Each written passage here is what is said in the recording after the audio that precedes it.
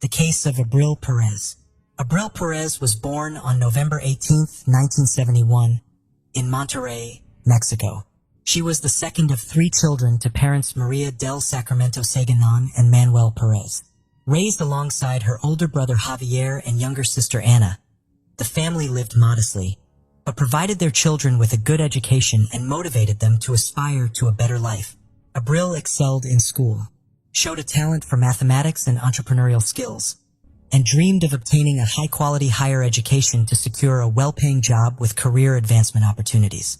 After finishing high school, Abril was admitted to the most prestigious university in Nuevo Leon, where she earned a master's degree in finance and business administration. Upon graduating, she was hired in the sales department of one of the country's largest and fastest-growing companies. A few years later, she ventured into digital sales and quickly rose through the ranks, becoming the executive director of the company within 2 years. Abril was young, beautiful, successful, ambitious, and steadily advancing towards the life she had always dreamed of. She built a brilliant career, supported her family, and was full of plans for the future. However, her personal life remained unsettled, which disappointed her loved ones. Nevertheless, she was confident she would find true love and live a long, happy life. Little did Abril know how her marriage to the perfect man would turn out. Abril met Juan Carlos in the mid-1990s when her career was taking off. They were both ambitious, which created a strong connection between them.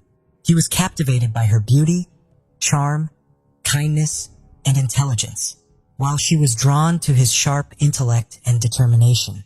As their companies collaborated on projects, they crossed paths several times, eventually leading Juan Carlos to realize he was in love with Abril. Through mutual acquaintances, he obtained her phone number and asked her out on a date. The feelings were mutual and their relationship developed quickly. By 1998, they decided to formalize their relationship with a wedding. By then, they had both achieved considerable career success and were involved in developing online stores, which showed great promise. Their life resembled a true fairy tale, evoking envy and admiration among their peers. After 3 years of marriage, Abril gave birth to their first child, a daughter named Ana Cecilia. 2 years later, they had a son named Juan Carlos Jr., and another 2 years after that, they welcomed a third child, a boy named Julio Andres. Despite having 3 young children, Abril managed to balance her parental responsibilities with her career advancement, barely taking any maternity leave. From the outside, the Perez Sanchez family seemed perfect, wealthy, successful, and happy. However, appearances were deceiving. Behind closed doors, Juan Carlos showed his true nature, being hot-tempered, aggressive, and harsh. He was intolerant of compromise, insisting that everything had to be exactly as he wanted. Over time, his behavior worsened, and verbal altercations escalated into physical confrontations. After the birth of their first daughter, Juan Carlos briefly softened, trying to control his emotions. But it didn't last long. By the time the third child was born, he no longer even tried to be a good father or husband. He would vent his anger on Abril, insulting and belittling her, and her tears seemed to lift his spirits.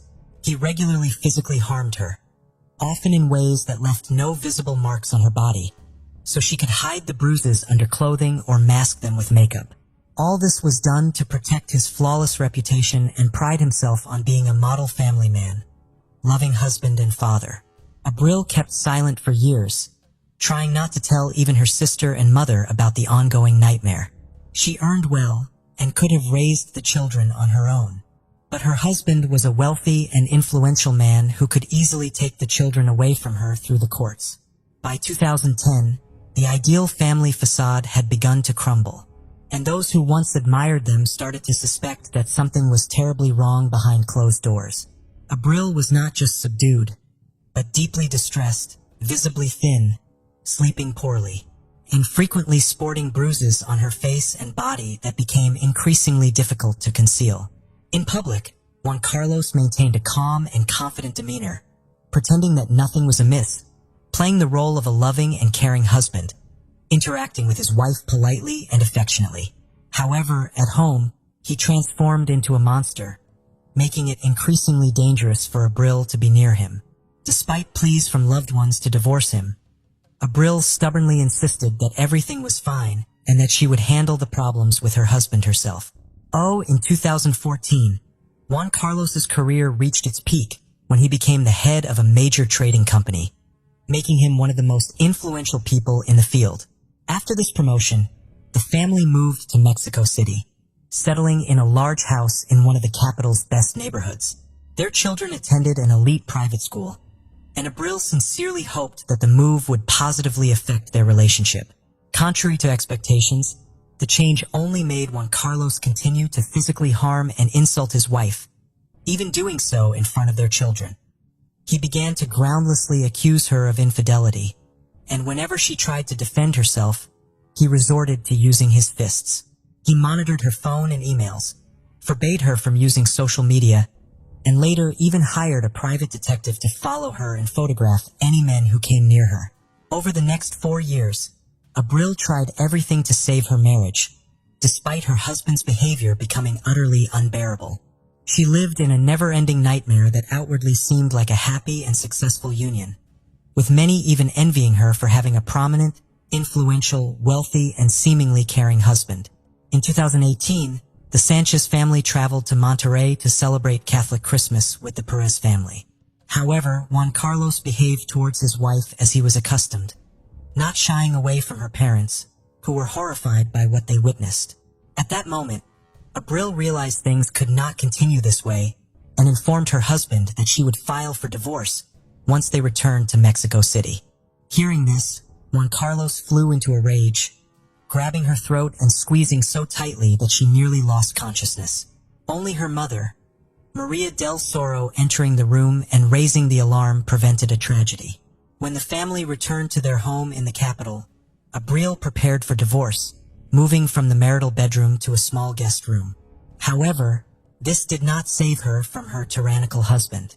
On the morning of January 4th, while she was still asleep, Juan Carlos entered the bedroom holding a baseball bat, striking her hard on the head and attempting to swing again. Half awake, Abril barely understood what was happening, but managed to slip off the bed just in time, literally saving her own life. She began to scream, and the children ran into the room having heard the noise. The youngest son shielded his mother with his body while the eldest son took the bat from his father. Together, they fled the house and headed to the hospital, where doctors diagnosed Abril with a serious concussion and a deep laceration above her eyebrow, requiring stitches. As soon as his wife and sons left the home, Juan Carlos contacted his lawyer to explain the situation and asked for help in resolving it. He also posted on his social media page, claiming that his wife had betrayed him, was unfaithful and intended to leave him for another man, taking their children and attempting to take all their jointly acquired assets. Moreover, he claimed that his wife had stolen all the money from their home safe, and that when he tried to stop her, she injured him with a knife in the shoulder. As proof of his innocence, Sanchez shared photos of a bloody knife and stains on the floor, but these were later revealed to be fake. The blood was from Abril's own room, and the knife photo was taken from the internet. Despite this, his friends believed him and shared his story on social media, sparking widespread outrage. Meanwhile, Abril had filed a police report against Sanchez, accusing him of attempting to kill her. After being released from the hospital, she moved out of their home with their sons and was granted temporary custody. Their adult daughter, who was in college, also sided with her mother and condemned her father's behavior. Sanchez was ordered to pay a small amount of alimony to Abril and their sons, but he disagreed with the amount. He faced a potential prison sentence, but as an influential businessman, he was confident he would avoid punishment. Abril returned to her parents' home in Monterrey, where she filed for divorce and began offering online consultations to women in similar situations. She planned to open a center for psychological and legal assistance for victims of domestic violence. 8.5 months after the incident, Sanchez was finally arrested and charged with femicide, bodily harm, and attempted murder. He was jailed for over a month, but managed to appeal the pretrial detention decision and was released. During the trial, crucial evidence, including hospital photographs and medical records, was not presented. The judge deemed the testimonies of Abril and her sons insufficient and released Sanchez, stating that his actions did not pose a direct threat to Abril's life. Abril was shocked and frightened by the verdict, realizing that her ex-husband had used his connections to secure his release. She sent an official letter to the judge expressing fear for her life, but it had no impact. Immediately after being released, Sanchez began legal proceedings against Abril for custody of their sons, forcing her to return to Mexico City for court sessions. Abril arrived in Mexico City with her children on November 25th, fearing for their safety after a court session. As they drove to the airport, a motorcyclist stopped at a traffic light, pulled out a handgun, and fired twice at Abril, who was sitting in the front passenger seat. One bullet grazed their younger son, but none of the children were seriously hurt. Abril was rushed to the hospital, where doctors fought to save her life for over 6 hours. But unfortunately, she died that evening due to severe injuries and significant blood loss. Abril's family, convinced that her ex-husband Juan Carlos was behind the brutal act, urged authorities to arrest him. However, law enforcement stated that without identifying the shooter, it was difficult to discuss motives, and couldn't claim that it was a hitman sent by Sanchez. The case was not classified as femicide until further investigation, and Juan Carlos remained free. After Abril's death, her children were placed in the care of their maternal relatives, while their father, Juan Carlos Sanchez, prepared to fight for custody in court. Sanchez's soon-to-be ex-wife's sister wrote an angry social media post blaming him for the incident, but her page was quickly blocked and later deleted. Despite this, the family decided to draw public attention to the case. The attack on Abril, which occurred on a day dedicated to fighting gender-based violence, sparked widespread outrage. People began sharing numerous cases where men had attempted to kill women but were not punished. As a result, the General Prosecutor's Office launched a new investigation into Sanchez and instructed investigators to review the judge's decisions to release him. The judges involved in Sanchez's case were temporarily suspended and later removed from their positions. Mexican politician and women's rights defender Claudia Sheinbaum Parra confirmed that Abril's case had been reclassified as femicide and would be reinvestigated. The judges who had released Sanchez could face consequences for Abril's death if his guilt was proven. Sanchez posted on social media calling for the perpetrator of his ex-wife's death to be punished to the fullest extent of the law. However, his daughter Ana Cecilia left an angry comment, accusing her father of cruelty and sharing photos of her mother taken in the hospital after Sanchez had attacked her with a bat. Despite the media attention, Sanchez was initially left free under a restraining order, required to check in weekly at a police station. However, after he failed to appear, a warrant for his arrest was issued.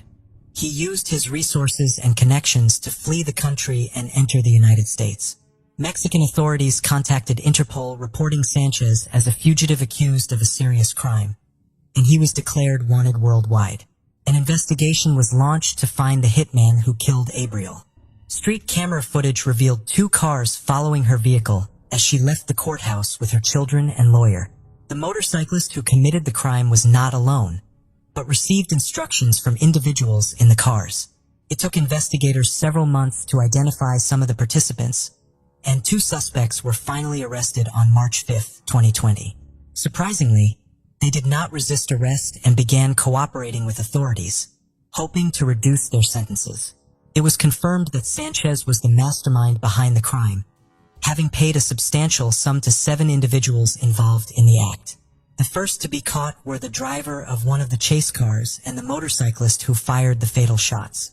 Juan Carlos, while in prison, had hired 2 experienced criminals to be his personal bodyguards.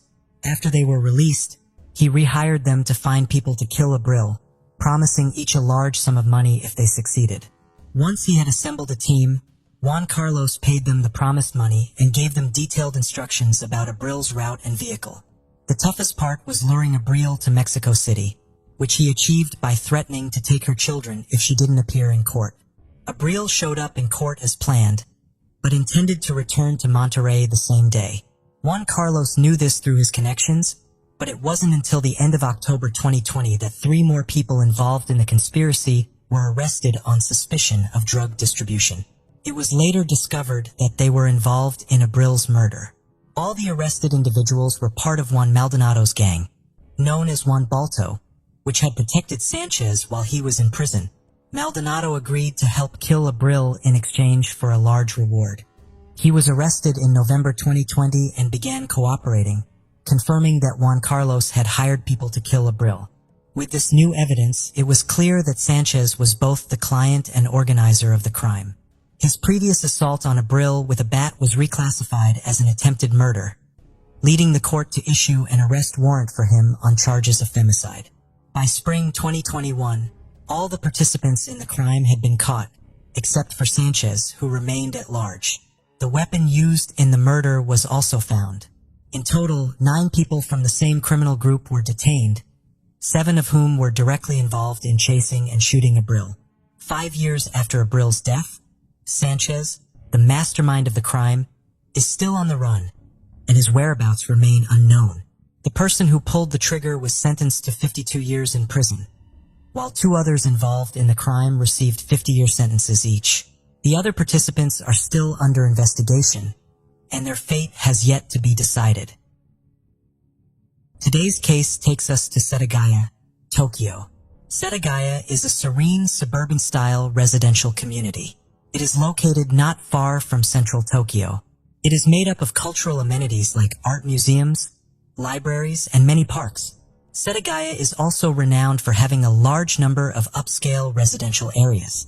The city is popular with young people and filled with trendy coffee shops, adorable bookstores, and student pubs. The Miyazawa family was a joyful family of 4 who resided in Setagaya. They were a quiet, typical suburban family. In December of 2000, the Miyazawa family had planned to spend New Year's Eve at home, enjoying a quiet evening, cooking a special meal and anticipating the coming year.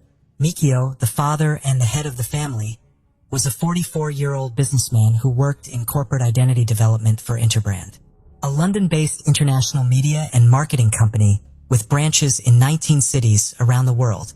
Since it was a remote job, Mikio worked from home and had a private study on the ground floor, which he used as his office. Yasuko, his wife, was 41 years old and was a popular teacher who enjoyed her job and was well respected by her students, their parents, and her coworkers. Mikio and Yasuko had 2 children named Nina and Rei. Nina was their 8-year-old daughter, and Rei, their son, who had speech defect, was just 6 years old at the time of their murder. The Miyazawa family occupied a duplex, a sizable house that had been divided in 2. The other half of the house at the time was being resided by Yasuko's mother, Ashawi Jino. The duplex was close to Sashigaya Park, which has walking paths, sports fields, a children's playground. After settling into their house in 1990, the Miyazawa family fell in love with the lifestyle it provided. However, a few years later, the government decided to turn the area into a park for recreation and purchased all the nearby homes to make room for the project. The government already bought around 200 homes, but the Miyazawa family was one of just 3 households that were still in the area in December 2000. At the time, the area looks deserted, and according to reports, the Miyazawa family planned to move out the following year, in 2001. Even though there weren't many people living in the area anymore, the skate park at Sashigaya Park next to their house grew increasingly busy. Even outside their home, Mikio had to reprimand some rowdy teenagers for disturbing them. Additionally, he confronted Bazooka biker gang members for being too loud. He was obviously very stressed due to the inrush of people. At the time of the murder, the older sister of Yasuko was in Japan with her husband, eager to spend the new year with her family, even though she worked and resided in the UK. They stayed with their mother next door to Yasuko and her family throughout the visit. Around 10 a.m. on the December 31st, 2000, Yasuko's mother, Asahi, attempted to call the Miyazawa residence, but the call was unsuccessful. Despite the fact that they shared a door, they respected each other's privacy and never paid a surprise visit. Asahi made several calls in an attempt to get through to her daughter and her family, but nobody would pick up. According to her, they very rarely ignored calls. She then made the decision to go around and check on them. She noticed their car in the driveway, but when she knocked, no one answered the door. She then attempted to enter the house, but the door was locked. She returned to her residence to get her own key, before returning to let herself in. What she discovered was a gruesome scene. The entire family had been brutally murdered in a horrific way. Firstly, she discovered the body of her son-in-law, Mikio, on the floor. He appeared to have fallen down the stairs, based on the position of his body and the multiple stab wounds on his neck. The terrified grandmother hurried upstairs to find her daughter and grandchildren. At the top of the stairs, she discovered Yasuko and Nina dead, lying in their own pool of blood. Both had been repeatedly and savagely stabbed. Yasuko's mother ran to her grandson's room in the hopes of finding him alive, but he was also dead, strangled in his bed. It was truly a traumatizing scene to witness. Asahi was terrified and confused at the same time. She frantically dialed the police's number, pleading with them to arrive as soon as possible. The house was in a mess when the police arrived at the crime scene. There were numerous documents lying around, and it appeared that someone had slept on the couch in the living room. A chest of drawers with each drawer open and papers sticking out of them was located behind Mikio's body. Investigators discovered a missing drawer in the bathroom with all of its contents in the bathtub. They also found garbage and bloodied bandages in the bathtub, which was an odd collection of items to throw in a tub. Police discovered 150,000 yen in cash as well as foreign currency worth 5,000 yen in Mikio's study. The only thing missing was Mikio's old jacket. It's possible that the murderer fled the scene wearing Mikio's jacket because he left behind his bloody clothes. Nothing else was missing, so robbery could not have been the reason for the killings since nothing else was missing. Police discovered a screen that had been cut and taken out of a window in the second-floor bathroom while searching through the entire duplex. The bathroom was located towards the back of the house and could be reached from the fence between the property and the park. In light of the fact that all other doors and windows were locked and closed, this appeared to be the most likely point of entry. Footprints on the wall below the window were visible from the outside as well. As you walk from the bathroom, the kid's bedroom was the first room on the right. According to the police, Ray was sleeping in the room on the bunk bed he shared with his sister when the killer entered and strangled the child to death. Most likely noticing movement upstairs, Mikio went to see if his son was all right. He was pushed down the stairs after being stabbed with a sashimi knife at the top of the stairs. The next victim was young Nina. The murderer discovered her in bed with her mother on the third floor, which could only be accessed by a drop ladder. He attacked her but stopped midway through the attack when he realized that the sashimi knife's tip had come off while he was attacking Mikio. Yasuko and Nina likely believed the attacker had left at this point, so they descended the ladder to the spot where Mikio was attacked. Yasuko did her best to save her daughter by going to get the first aid kit. However, the murderer was not finished. He returned with one of their kitchen knives and discovered them at the top of the stairs, where he killed both mother and daughter. Yasuko and Nina sustained the most brutal assaults out of the 4 murders. According to forensics, after they both were already dead, their attacker kept stabbing them repeatedly. Yasuko was said to have made a valiant effort to fight off the attacker, desperately trying to protect her daughter from him, as evident by the wounds on her body. However, the killer was unfazed and saw that the job was completed. The perpetrator cut his hand during the attack and bandaged it with supplies from the family's first aid kit. In order to stop the bleeding, he had also used sanitary pads he discovered in the restroom. After he was done with his heinous crime, the killer comfortably remained in the house, which had been a happy family home just hours earlier. He drank some barley tea and ate some melon and ice cream from their refrigerator. He slept on their couch, used their toilet without flushing, and unplugged their phone. He also attempted to use Mikio's credit card to purchase theater tickets at 1:18 a.m. after logging onto the family computer. However, he did not finish the transaction because he lacked all the necessary security details. He went on to set up browser bookmarks for the websites of the business Mikio worked for and the institution Yasuko worked for as well. The police discovered activity on the computer at 10 a.m. on the morning of December 31st. Though it wasn't clear if the killer stayed online all night or if he logged in again the following morning.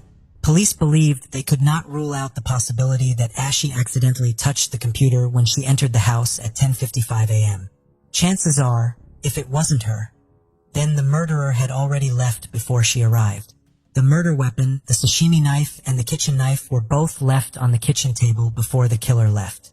At the crime scene, there was a ton of forensic evidence. Nina's blood and the murderer's blood were found on the first aid kit. Additionally, the killer had failed to flush the toilet and left feces floating in it. He left his hip bag behind. It contained sand that could be traced to the United States. The detectives were able to follow the sand traces all the way to a particular spot. It landed them at the vicinity of Nevada's Edwards Air Force Base. Also, a roll of tape, which skateboarders frequently used to fix their boards, was found in the hip bag. Lastly, the hip bag contained a folded iron handkerchief with traces of French cologne that was popular among skaters then. There were numerous footprints all over the house, which offered intriguing hints. The perpetrator was wearing Slazenger shoes, but they were never sold in Japan, in the exact size he was wearing. That size was in fact only available in South Korea. He had gloves, but he didn't use them because his prints were all over the place. Actually, forensic experts were able to extract a full set of fingerprints from material evidence discovered around the house. He also abandoned his blood-stained clothing. His clothes, however, were left at the scene neatly folded, in contrast to the way he left the drawers, documents, and ice cream cups. Unlike the soft water in Japan, the clothes had been washed in hard water with a higher mineral content. The water used was typical in Korea, though. The purchase of the sweater the killer wore and the knife he used was tracked by the police to the Kanagawa prefecture. Only 130 of the identical sweaters were ever sold, but only 12 of the owners could be located by police. So, if the sweater was bought in Japan but washed in Korea, could it be that the murderer resided in Japan but visited Korea before the killings? Maybe the sweater hadn't been washed in Japan since he bought it because it was made in Korea? The blood found at the scene of the crime was used to create a genetic profile, which revealed that the unidentified suspect was mixed race. The killer's father was East Asian, while his mother was of Southern European ancestry. DNA revealed a unique gene sequence that can only be found in people of Chinese, Korean, or Japanese ancestry. 1 in 5 men of Korean descent, 1 in 10 Chinese men, and 1 in 13 Japanese men fit this type of profile. Detectives believed the theory that the murderer was a foreigner. Accepting that such a monster was not from your country was simpler. Despite sending investigators to Korea to work with local law enforcement on the case, the Korean government was unable to assist in identifying the murderer. In recent years, the idea that the murderer was Korean has gained popularity. The likelihood that the murderer was Japanese was only 1 in 13. He might also have been a Korean Japanese of the first or second generation. The Korean expat community and the diplomatic community were among the areas of Japan where investigators searched for a person of mixed race. Perhaps the maternal European connection could have offered some information. However, neither the killer's DNA nor fingerprints could be found on anyone. Police questioned whether the murderer might have been a member of the military due to the source of the sand in the hip bag. Could he have been a second-generation Korean-Japanese or Chinese-American citizen? Given that U.S. forces have been stationed in Japan since the end of World War II, despite the abundance of evidence, police were unable to identify the murderer. In an effort to identify anyone who might have had a reason to kill the Miyazawa family, they went back to the investigative board and looked at their connections and relatives. However, the victims' loved ones and friends had no idea who would want to murder them. They were well liked by the locals and had no known enemies. At the nearby skate park, Mikio warned skaters for being too loud, and that was it. It undoubtedly wasn't a good enough excuse to brutally murder a man and his family. According to forensic evidence found in the killer's faces that were left in the toilet, he had consumed sesame seeds and string beans, a dish that is very popular in Japan and is typically made at home. This must have been consumed by the murderer prior to the killings because it was not consumed at the Miyazawa residence. Police took into account the possibility that the killer still resided with his mother. A timeline of the incidents leading up to the terrible night was created by the investigators. There were numerous reports of animals being killed and dismembered in the park next to the family's residence, just 6 months prior to the murders. In August 2000, locals discovered that a cat had been skinned. Police were able to identify the perpetrator of the animal abuse later on in the investigation. He worked as a bank clerk, and his actions had nothing to do with the murders of the Miyazawa family. Few days before the murders, Yasuko had informed her father-in-law on December 25th that a strange car occasionally parked in front of their home. A car had no business being there because the park's entrance was on the other side of the fence. They also discovered a strange man wandering around the house 2 days later. Local residents claimed to have seen a strange man on December 29th wandering through the neighborhood shops. He was dressed in skater gear and was in his late 30s or early 40s. They noticed that he was wearing the same clothes that were discovered at the crime scene. This seemed strange, especially given the season. He did not appear to be dressed warmly enough. According to one of the shop owners, the man purchased a sashimi knife, which was the only knife sold that day. Strangely, the forensics identified the knife as the same knife the killer had used. A neighbor of the Miyazawa family saw the same man walking around their house again the following day. Everyone had left the house to go shopping, so nobody was home.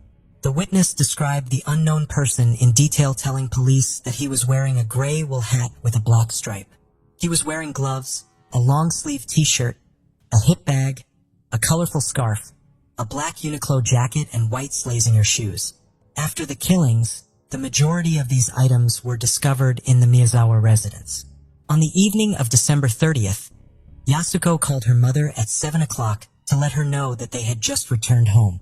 Her mother then asked if the children were interested in coming over to watch television.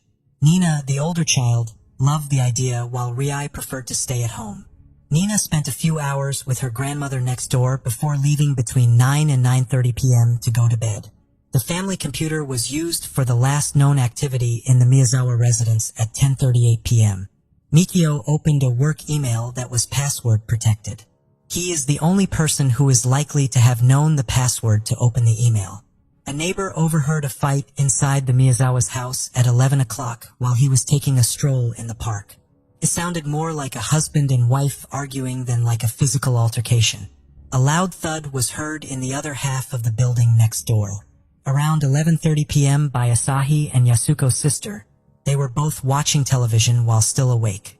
Another witness observed a man leaving the house quickly around the same time. When Asahi arrived after 10 a.m. the following morning, she reported to the police that the light on the ground floor and in the entrance hallway was on. However, the light, according to a paperboy who delivered papers at the Miyazawa's doorstep on the morning of 31st, was not on. A taxi driver came forward after the murder and admitted to the police that he had picked up 3 middle-aged men close to the Miyazawa family home. According to him, the silence in the car was unsettling, almost too quiet. The driver said there was blood on the back seat when they exited and one of the men was hurt. Another tip came in again soon after. A young man visited a clinic on December 31st, about 70 miles north of the Miyazawa family home. His hand had been cut so deeply that his bone was exposed. Medical personnel were treating the wound. The man was described by staff as being very composed and not showing much concern for his injury. Given how serious the wound was, they thought his behavior was odd. The man was described as being in his 30s, wearing a black down jacket and jeans. He left the center without giving any information, not even a name or an address. Only later in the investigation was this tip determined to be significant. Police initially believed that the murderer had left the scene in the middle of the night, but after processing the crime scene and receiving the results of the blood tests, they came to the conclusion that he had actually left in the morning, just before Asahi arrived. Numerous months had passed by the time the data from the medical center was analyzed and police were still without any leads on the man. In 2018, Tokyo police made information about their suspect public in the hopes that someone would be able to assist in prosecuting him. The information determined that the perpetrator was a young man between the ages of 15 and 20, based on all the evidence discovered at the crime scene. He stands at 170 centimeters tall, and they were able to determine that he is right-handed by looking at the victim's knife wounds. He might have been a drifter or an undocumented immigrant, which would account for why he was impossible to find. The police speculated that the murderer might have been the son of a diplomat, a soldier, or the son of a wealthy local family who may have been one of the skaters who fought with Mikio in the months before the killings because it was determined that he was younger than 30 to 40 years old. 250,000 police officers worked on the case in the months following the murders. In Japan, violent home invasions are extremely uncommon, so authorities were determined to apprehend the murderer. Police were never able to identify the murderer, despite all the available evidence. 40 officers are still working the case today, reviewing case files and repeating witness interviews. They frequently distribute flyers with details about the killer's attire and appearance at train stations close to the Miyazawa's residence in the hopes that someone will come forward with fresh information. Tokyo Metropolitan Police Department has offered a 20 million yen reward to anyone who can assist them in solving this 23-year-old mystery. Every year, police gather at the Miyazawa home to pay their respects to the family and make a commitment to never give up on the effort to find their killer. The house is now a family mausoleum for the Miyazawas, boarded up and vacant. The building was recently targeted for demolition by the local council, but the family refused to let that happen. This is such a sad case. It's disturbing how the police haven't still found the perpetrator, even with all the evidence at hand. Friends, what do you think about this case? Please share your ideas and theories about this case with me in the comments. I would love to hear them. Blake Leibel was born in Toronto, Ontario, Canada on the 8th of May in 1981. His family was a well-off family right up the tree. His father, Lorne Leibel, is well-known real estate tycoon and Canadian Motorsport Hall of Famer, while Blake's mother, Eleanor Chettle, inherited Alroz products from her father, Paul Chettle. This company makes plastic polytart materials and is reported to generate over $28 million in sales annually. But while grandfather Paul Chettle was a success, it was reported that he was known to be a control freak and bully. Paul's wife, Blake's grandmother, suffered from a severe mental illness of some kind. The specific diagnosis remains unknown, but what is known is that when Paul Chettle passed away, he left a will behind that withheld inheritance from his family, pending not only alcohol and drug screening, but also an HIV test. Once relatives successfully passed these stipulations, Paul Chettel's girlfriend would get 2 Mercedes-Benz cars, a Cadillac, and some other parting gifts, while Blake's mother got a payout of $12 million.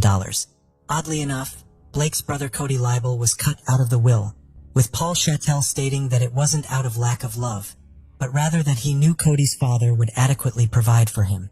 On the other side of the family, Blake and Cody's father, Lorne Leibel, was a man who dated beautiful young women and took them out in fancy Ferraris. He was the envy of any man who set eyes on his fortunes or female companions. When Lorne Leibel split up with Eleanor Chettle, Blake lived with his mom while Cody lived with his dad.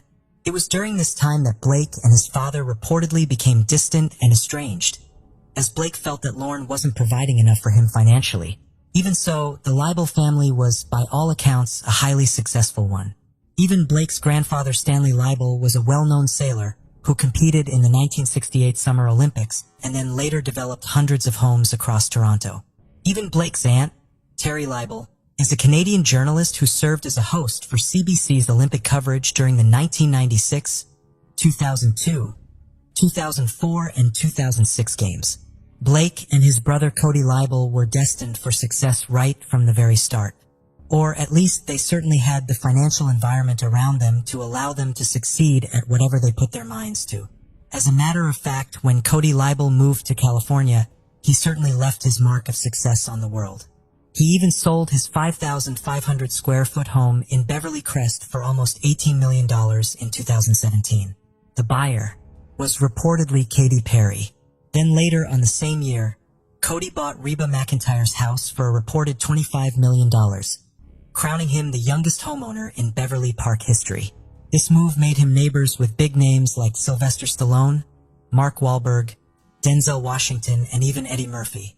As the world's youngest owner of a Ferrari Enzo, Cody not only owned a record label, but he was a regular at a poker club called Molly's Game that reportedly hosted famous faces like Leonardo DiCaprio, Ben Affleck, Matt Damon, and Tobey Maguire. Cody Leibel certainly seemed as successful as the family that raised him. Cody's brother, Blake Leibel, moved to California in 2004. He reportedly still received an allowance from his mother that totaled close to $2 million in just 8 years. In 2011, Blake's mother Eleanor would die of brain cancer, leaving a huge inheritance behind to Blake and Cody. Roughly 2 years later, Blake challenged his mother's will to remove his father as trustee and deny his brother Cody his inheritance. But Blake, who reportedly didn't even attend his mother's funeral, received little sympathy from the courts. But who is Blake Leibel? He wrote and directed a comedy film in 2009 called Bold. It was very low budget and it didn't hit well at all. The movie was a massive flop with a 2.6-star rating on IMDb, but apparently you can still find it on Plex TV if you're curious. Blake Leibel also directed a 2013 film called Soulmates. He's even listed as a creative consultant and director on a few episodes of Mel Brooks' Spaceballs, the anime.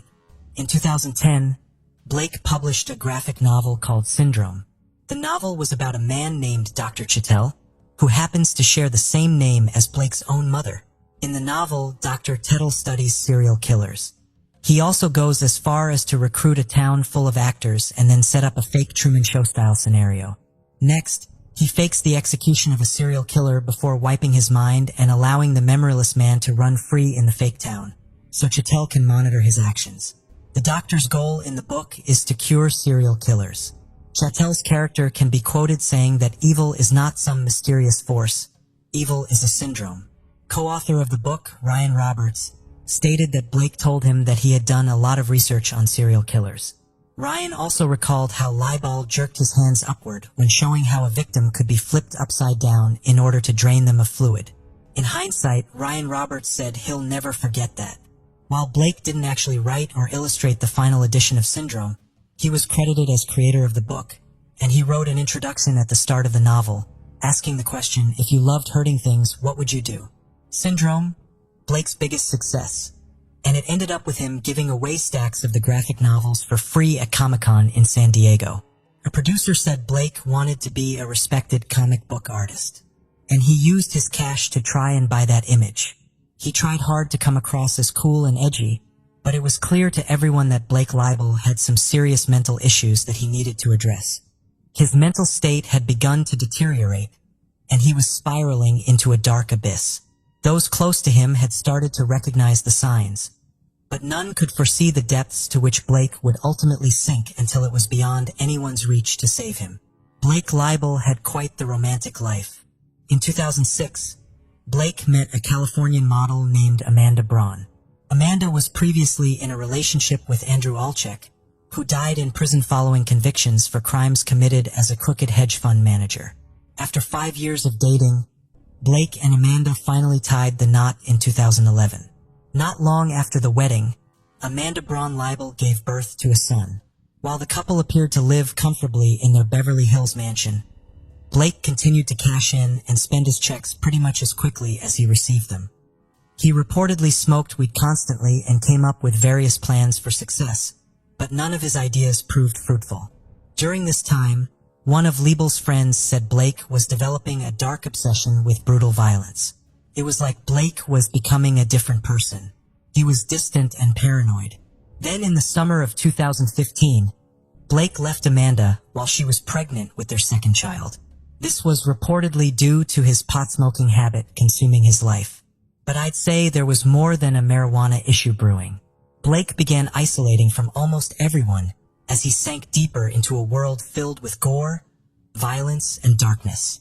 He even stopped returning his family's calls and began to suspect that his brother Cody was in deep debt. Some Russian gang members, and he was worried it could potentially bring harm back his way. But there was never any evidence that Cody Leibel owed any major debt like that. And no one could understand why Blake's sanity was spiraling out of control. But most of his friends claimed it was initially the death of his mother that brought on this dark madness. Eleanor Chettle's $5.5 million home in Toronto, plus the millions of other dollars acquired due to her death, just wasn't enough for Blake.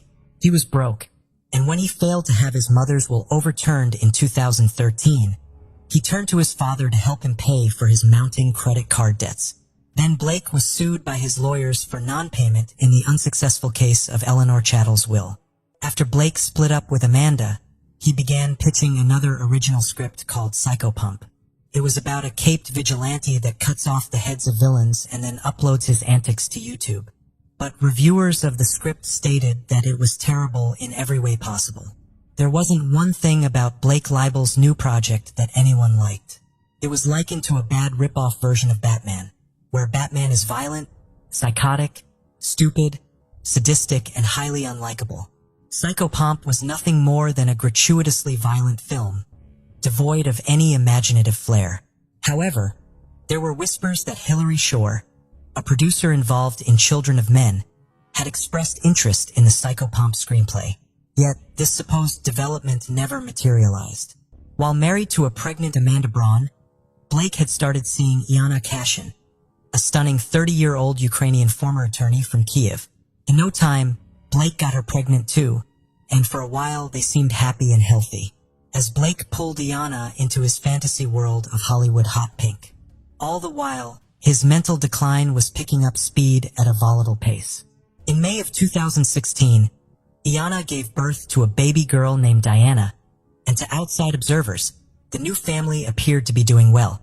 However, the reality was far from idyllic. Blake harbored intense jealousy towards the infant, as a storm of anger raged within him. No longer the sole object of Iana's affection, Blake found himself replaced by baby Diana, pushing him to new heights of psychological instability. He incessantly demanded sexual attention from Iana, threatening to abandon her for another woman if she refused his advances. In an attempt to salvage their relationship, Iana sent her newborn daughter to live with her mother in a nearby apartment, which Blake financially supported. Then, on the 20th of May, Blake Leibel was arrested for sexual assault not far from his condo. The alleged victim was Blake's third girlfriend, Constance Bucafori. She'd been living in another house he owned that was also a couple of miles away from his West Hollywood apartment where he lived with Iana. Constance claimed Blake forced himself on her in the house. Bucafori is known for being a storyboard artist on Aquaman and working in the art department for films like Snow White and The Huntsman, P.S. I Love You, and The Emoji Movie. Blake Leibel was released from custody around 15 hours after he was arrested, following a bail payment of $100,000. Iana had bailed Blake out of jail, but finding out about the affair with Constance was the final straw for her. She moved into her mother Olga Kasiansma. There was only one door left to check, and it was locked. The cops tried to force the door open to the bedroom, but a mattress was barricading the door from the other side. The cock shouted for whoever was in there to come out, and that's when Blake's voice finally responded, saying he wasn't going to come out because he was scared that the officers were going to beat him up. They assured him that this wouldn't happen and that they were just there to check on his girlfriend to make sure she was okay. Blake replied back that she was fine. He said she was at the hospital and gave them a room number. He also said that his father would be there soon and that he wasn't coming out until then. Blake was referring to his accountant and mentor, Stephen Green. Blake had called Stephen around noon and asked him to come to the apartment. For a month before Stephen Green received that call, he had been unable to get in contact with Blake Leibel. Green had called, messaged, left voicemails, and even emailed Blake several times. He never got a reply. Stephen Green even left a voicemail on Blake's phone stating that he was worried about him and that he loved him. He said whatever was going on, he wanted to help him get through it. But as you're about to find out, it was way too late for that. When Green arrived at the condo, he spoke to Blake through the partially open bedroom door in the apartment. A short while later, a detective arrived on the scene to find Green now in the living room talking to Blake on the phone. Leibel was still barricaded in the master bedroom. When Green hung up the phone, the detective asked him to call Blake back, which he did. After a few minutes of conversation, Blake Leibel finally agreed to come out. He was only wearing boxer shorts when he emerged from the room. Stephen Green gave Blake some clothing to put on. Luckily, officers checked the clothing first and found Leibel's passport and about $4,000 in cash. Thought that he was going to try and make a break for it, but that never happened. As the officers entered the bedroom, one of them screamed, "She's on the bed." The detective immediately ordered everyone to go outside, and he called in the paramedics who were waiting on standby. Sadly, Yana Kassian was pronounced dead at 1:02 p.m. on May 26th. Yana Kassian's naked body was lying on a clean sheet and was covered by a red Mickey Mouse blanket on top of a blue polka dot blanket. Her head was on a pillow. There were abrasions and bruising on the left side of Kassian's face, consistent with blunt force trauma. There were human bite marks on Kassian's left jaw and left bicep, as well as fingernail marks under her jawline. Her scalp had been removed from around her eyebrows to the hairline.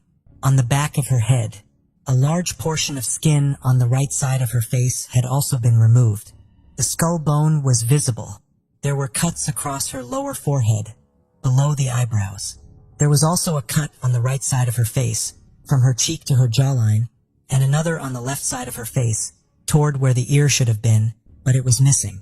The medical examiner later proposed that a sharp-bladed tool had been used to cut off the skin, but he also noted that some facial tissue had been ripped away by hand.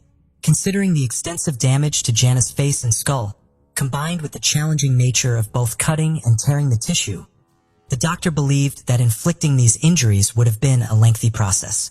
Moreover, the presence of inflammation in the tissue and bleeding from several severed samples led to the tragic conclusion that Yana Kassian was still alive while enduring this prolonged torture. The examiner also determined that there was no blood in Yana's heart, veins, or arteries.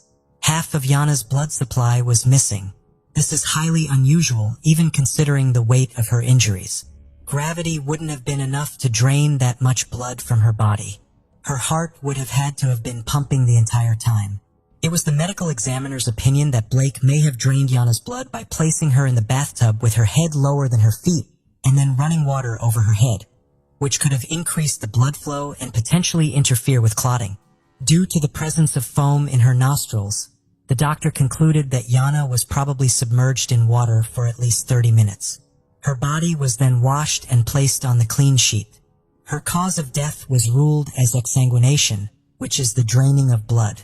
There was an additional pillow to the left of Yana, with an indentation on it. It was as if someone had been laying next to her.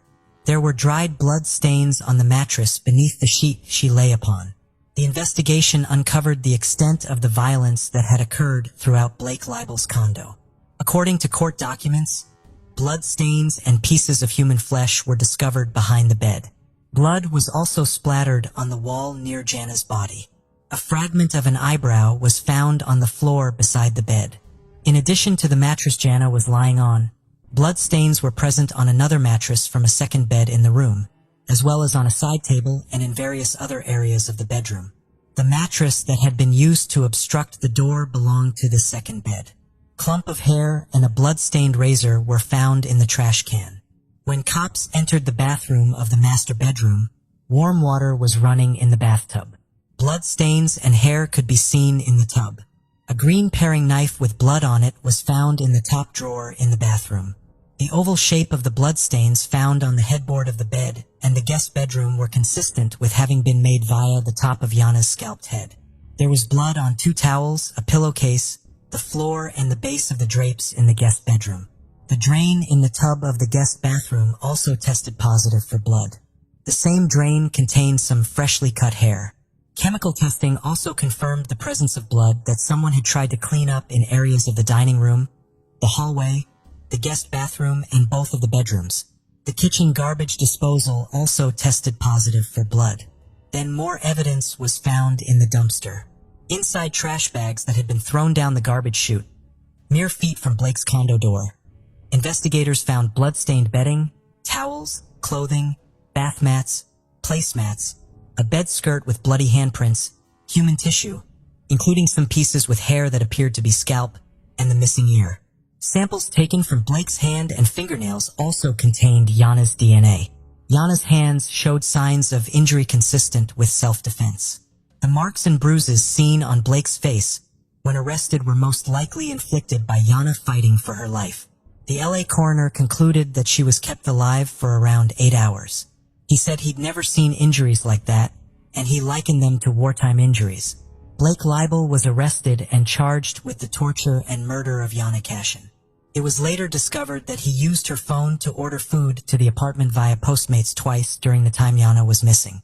Blake's demeanor on the scene was described as ice cold. He acted as if he didn't even know Yana was dead. When an officer told him, he simply replied, "Well, I guess you'll find out who did it then." Leibel donned an evil grin as officers led him away from the condo in handcuffs. On June 26, 2018, Blake Leibel was sentenced to life without parole. Due to the nature of his crimes, he was eligible for the death penalty, but the DA didn't pursue it, even though doctors deemed Blake not to be insane and stated he was fit to stand trial. It took the jury just 3 hours to deliver a guilty verdict. Blake was also ordered to pay about $43 million to Yanakassian's family. Cody Leibel was present on every day of the trial. Blake's father never showed up. Yanakassian had only been living in the United States for a couple of years before tragedy struck. She was working on becoming a translator. What happened to her was absolutely devastating. It was a crime with little motive outside of Blake's narcissistic desire to control women with his allowance. It was as if this aged, evil little boy had never been rejected. And once he was, or rather felt like he was, he couldn't take it. His ego collapsed, and he snatched away the life of his newborn daughter's beautiful mother in the cruelest way possible.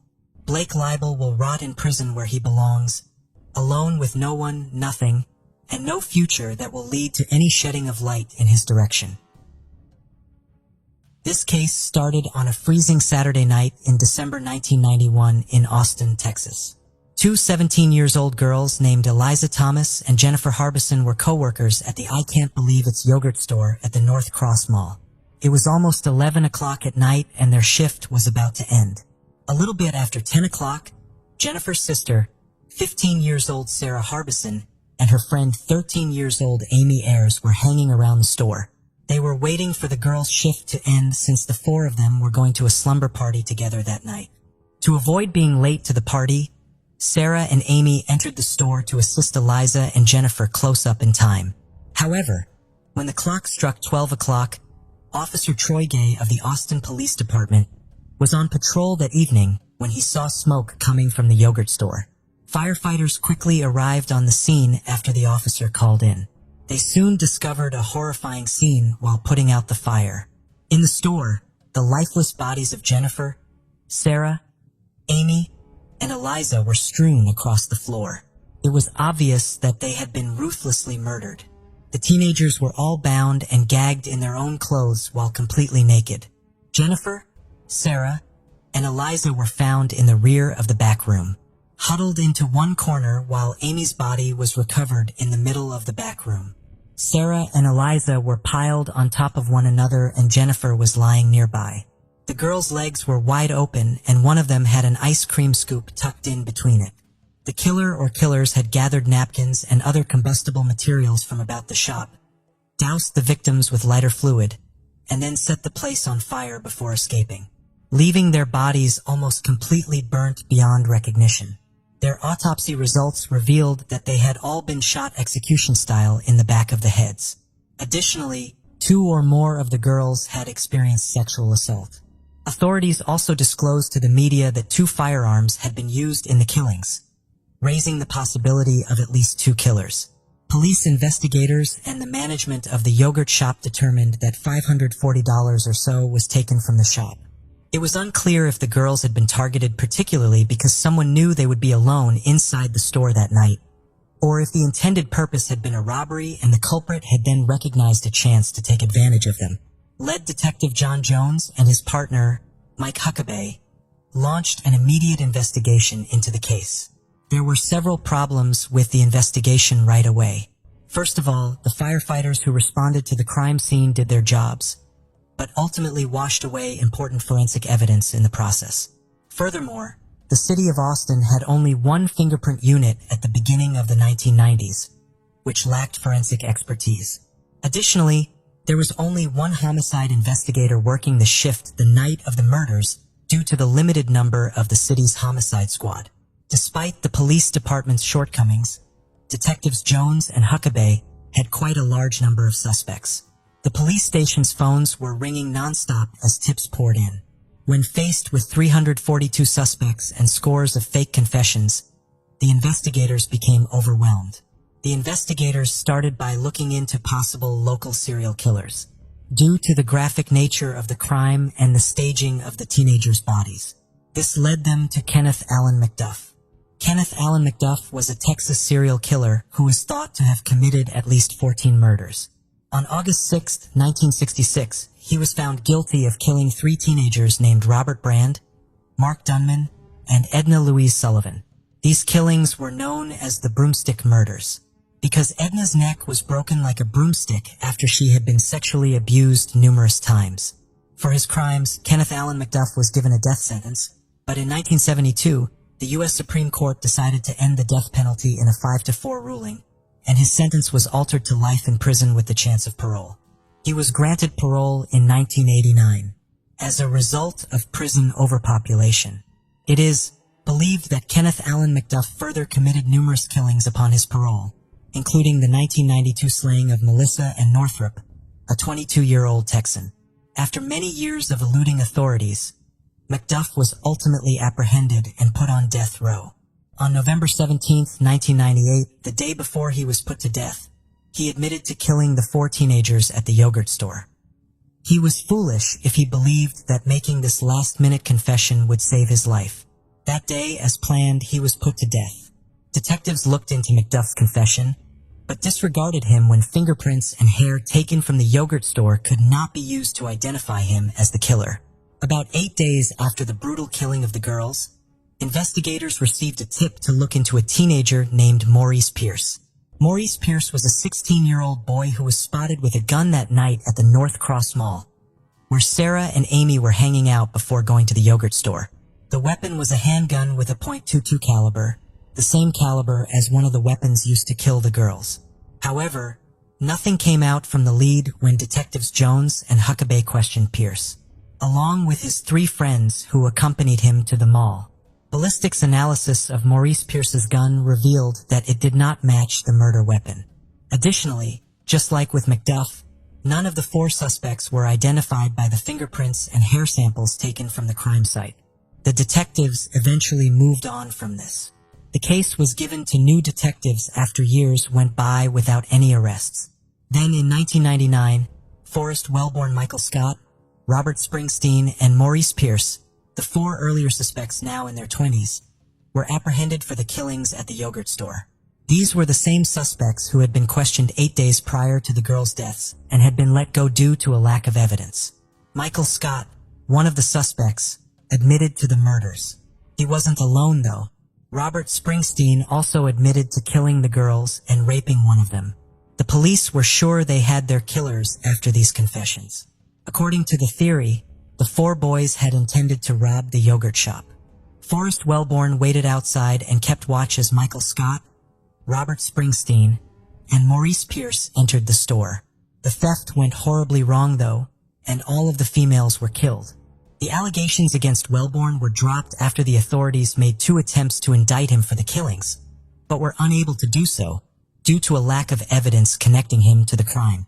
Charges against Maurice Pierce were also dropped due to a lack of evidence, which was extremely difficult for the police and the families of the victims to accept, because he was thought to be the mastermind behind the crime and the subsequent killings. Both Robert Springsteen and Michael Scott were found guilty of capital murder after separate trials for the yogurt store killings. The state of Texas had approved a new death penalty statute, making it feasible for Robert Springsteen to receive the death penalty even after the Supreme Court decision in 1972. But Michael Scott received a 99-year jail sentence. However, shortly after their trials, grave questions were presented that showed Springsteen and Scott might not have been guilty. In the beginning, there was no tangible proof connecting any of them to the crime. Both men added that their confessions had been forced upon them, and there was some proof to support their assertions. One of the detectives working on the case was reassigned after it was claimed that he had forced confessions in an unrelated case. Additionally, a picture of another Austin police officer aiming a gun at Scott's head during questioning surfaced. Both convictions were overturned by the courts after they determined that they had violated Springsteen and Scott's Sixth Amendment right to confront their accuser. This came 15 years after the yogurt shop killings were perpetrated. During the trial, Michael Scott and Robert Springsteen's confessions were used against each other, but their attorneys were never permitted to cross-examine the accuser. It was determined that their constitutional rights had been violated as a result. Later, in 2008, DNA testing on the evidence gathered from the crime scene revealed that neither Scott nor Springsteen's DNA, nor that of any other persons accused of the crime, matched the results. According to then Travis County District Attorney Rosemary Laneberg, the yogurt store murder was committed by Scott and Springsteen. But the men would not be charged again until the unknown man linked to the DNA evidence at the crime scene was located. The majority of law enforcement officials continue to believe that the original 4 suspects were the culprits, and that the DNA evidence implicating a 5th suspect was a fabrication. The 5th suspect argument, according to Michael Scott and Robert Springsteen's defense attorneys, is absurd, and they emphasized that no one ever brought up a 5th suspect before the inconvenient DNA results came in. According to some attorneys, investigators, family members, and armchair detectives who have studied this case, the killers of the teenagers may have been 2 unnamed customers who were at the yogurt store right before it closed. Although 52 customers who had come into the store on the day of the murders were reportedly questioned by the police, 2 individuals who witnesses said were present at closing time have never been located. 3 customers left the store shortly before it closed, and on their way out, they reportedly saw 2 males seated in a booth, and they didn't appear to be planning to leave anytime soon. Perhaps the men ordered a soft drink. When Jennifer and her coworker decided to close the store, at least one of the customers witnessed her lock the front door and post a close sign to prevent any additional customers from coming in. After all the other customers had left, only the 2 men in the booth remained. Witnesses gave the following descriptions of the persons of interest. One is around 5 foot 6 inches tall and has lighter hair, maybe like a dirty blonde. He seemed in his late 20s through early 30s. The second man is noted as being larger. Both were dressed in larger jackets, one of which was green, an army fatigue kind of looking jacket. The other had a black jacket. Neither of these males has been named as of yet. In the end, it is debatable if robbery was really the true motivation in this instance. It is difficult to believe that these killings were just the outcome of a robbery gone wrong, given the meager sum of money seized and the high level of violence. The likelihood that the murder was committed with sexual motivation and that the murderers only grabbed the money as an afterthought is substantially higher. It's possible that one of the girls knew the murderers, or it's possible that Sarah and Amy were followed from the mall to the yogurt store. Linking the DNA evidence discovered at the scene to the 2 male customers who were observed by witnesses lingering in the yogurt shop after closure could hold the key to solving this case. The 1991 murders at the yogurt business altered the city irrevocably. The murders were referred to by the then mayor as the crime where Austin lost its innocence. Residents of Austin began to doubt the safety of their community after the brutal and untimely deaths of 4 young girls who still had their entire lives ahead of them. The I Can't Believe It's yogurt store was converted into a nail salon, but a plaque honoring Jennifer Harbison, Sarah Harbison, Amy Ayers, and Elijah Thomas still stands in the parking lot beneath a large oak tree, serving as a reminder to anybody passing by that the murder case is yet to be solved, and that justice is yet to be served. The case of Christine Marie Paolia. Once a bright and promising student, Christine became embroiled in a web of tragedy and despair. Her story serves as a cautionary tale, highlighting the dangers of unaddressed mental health challenges, peer pressure, and the devastating impact of unresolved trauma. Christine Marie Pyler was born on March 31, 1986, on the peaceful shores of Long Island, New York. She was the second child of Lori and Charles, with her father working as a construction worker and her mother tending to the home. During her early years, was known to be a lively and sociable child, though she could also be shy at times. She shared a close and affectionate relationship with her doting father. Tragically, Christine's life was shattered when her father met an untimely demise in a construction accident, crushed by falling bricks. The sorrow continued to engulf her as she lost her grandfather and great-grandmother soon after. Bereft of her father's comforting presence, Christine's family struggled with grief. Her mother, Lori, grappling with the weight of her husband's death, found solace in drugs, spiraling into addiction. Unable to provide a stable environment, Lori lost custody of Christine and her older brother, who found refuge in the care of their grandparents. During her early school years, Christine was diagnosed with alopecia, a condition that caused her to lose her hair, eyebrows, and eyelashes. Each morning, she would find clumps of her hair scattered across her pillow, resulting in bald patches and eventually affecting her eyesight, leading to the loss of her eyebrows and eyelashes. Additionally, she also had poor vision, which required her to wear thick eyeglasses from kindergarten through middle school. Christine endured persistent taunts and bullying from her peers, a relentless assault that severely undermined her self-esteem. Isolated and despondent, she grappled with loneliness and depression.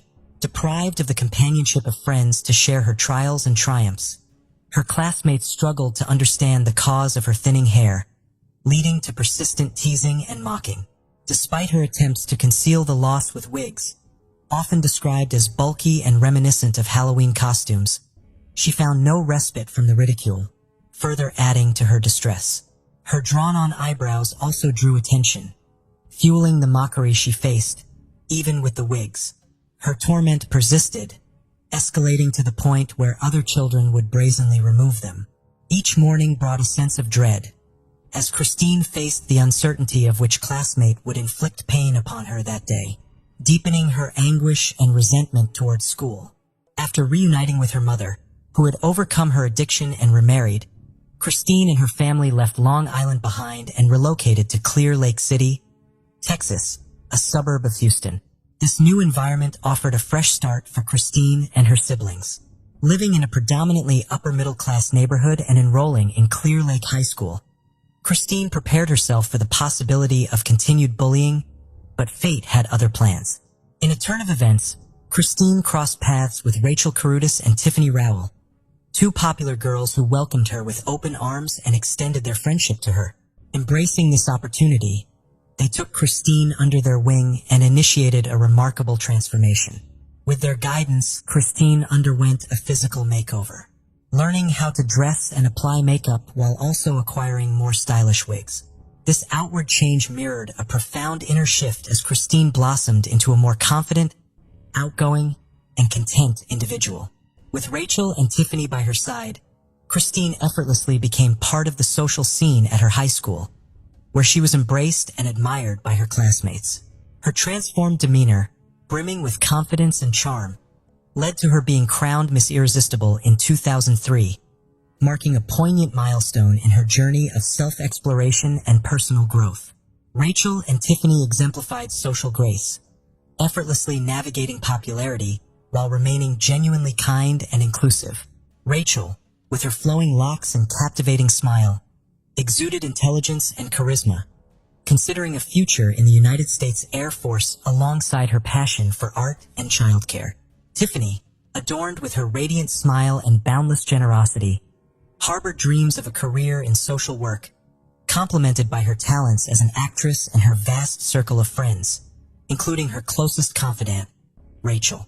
Although a year ahead in school, they welcomed Christine into their fold, fostering a deep bond of friendship together.